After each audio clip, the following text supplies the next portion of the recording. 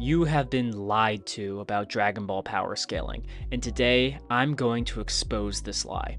If you've watched any Dragon Ball video in the past year or so, you've probably seen people in the comments or even in the video itself talk about the size of the planets, stars, and galaxies within the world of Dragon Ball. Among these are people who will wholeheartedly tell you that the planet Earth in Dragon Ball is 100,000 times larger than the Earth itself, with the power required to destroy it being anywhere from star to even galaxy level. This scales up the entire verse, turning characters from moon level to star level and making everything and everyone essentially 100,000 times stronger than they were before, or more. I'm going to be explaining why the people think this is the case and why it is completely and totally wrong.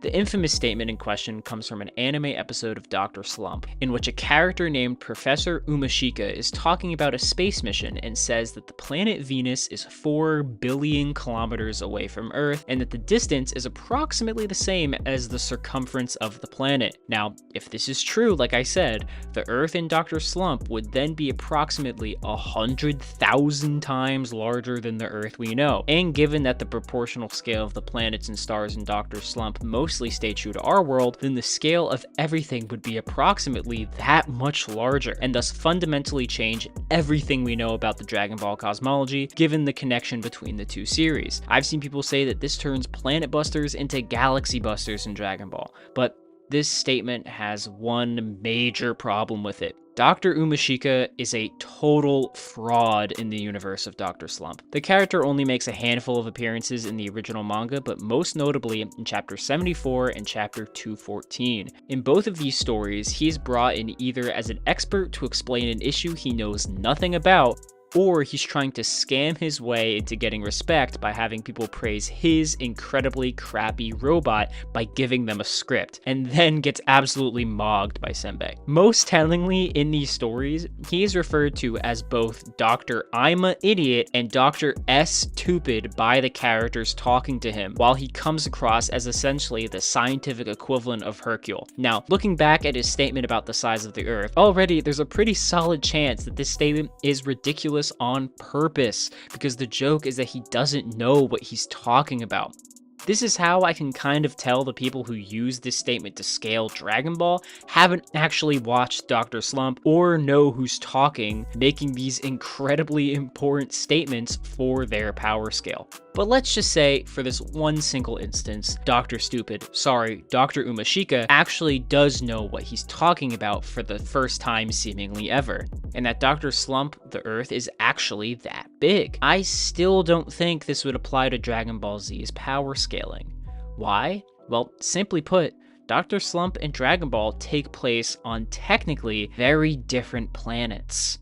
Now, I've brought this up before, but a lot of people misinterpret what I'm saying when I say this. I'm not making the wild claim that Dr. Slump isn't canon to Dragon Ball or something. Arale and several other Dr. Slump characters have appeared both in original Dragon Ball in the fight against General Blue, and within the anime of Dragon Ball Super in 2 separate episodes. Guidebooks acknowledge Arale's existence, and Penguin Village has showed up on the official Dragon Ball map. Wait a second. Where's China?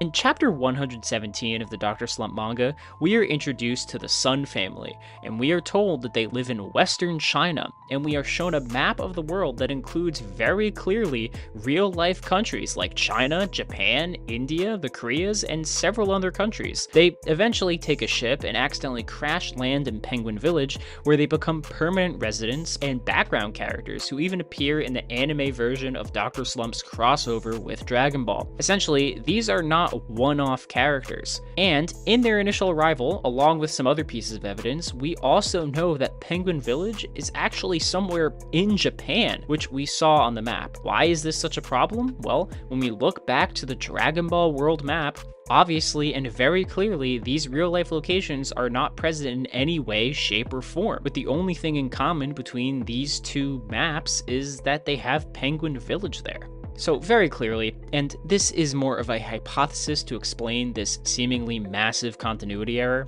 at some point, the entire world of Dr. Slump and Dragon Ball fundamentally changed and shifted, with the only thing remaining the same being the presence of Penguin Village. This is also probably why we never again, at least in Dragon Ball, see several other major Dr. Slump locations like Metropolis City. What I'm getting at here is that even if Dr. Slump's world was at one point this giant star-sized Earth, by the time of Dragon Ball, it's simply not that planet anymore, and there's no way to prove it's the same size. In fact, evidence points to the opposite.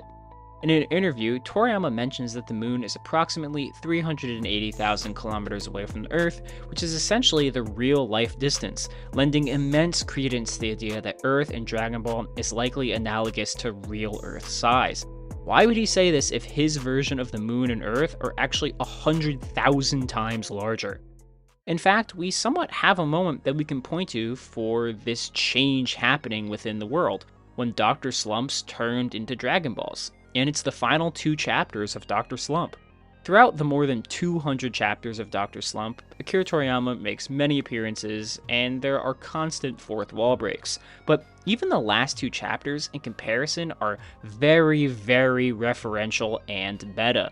Both Toriyama and the characters themselves essentially look right at the camera and tell you the manga's ending. That, for the most part, this is the end of Dr. Slump, besides all the future movies and reboots and sequels that came later. The second to last chapter is Toriyama just thanking you for reading and saying why he has to move on to a new story, while the final chapter is the entire cast saying goodbye to you, the reader. Imagine if while fighting Oob, Goku turned to the camera and said, "This is the last chapter of Dragon Ball Z." I think pretty clearly between this and the first chapter of Dragon Ball, the world changed and Toriyama threw out every bit of world building that didn't work for him, which was pretty much most of Slump besides Penguin Village, and a handful of cameos. I also don't think he was considering an anime-only gag made by the butt of a joke as legitimate world building for his entire franchise. This entire thing has been bothering me for a while. I've been asked by a lot of people why I don't use this scaling in my videos, and this is why. So I thought I'd put all my thoughts and reasoning behind it and hopefully help the Dragon Ball power scaling community as a whole be a lot more educated and reasonable on the series they love so much. So the bottom line is this: the people who think the Dragon Ball Earth is the size of a star got their information from a guy who's literally Dr. Stupid. But either way, thank you so much for watching, and if you disagree with my takes, let me know how I was wrong in the comments down below. See ya.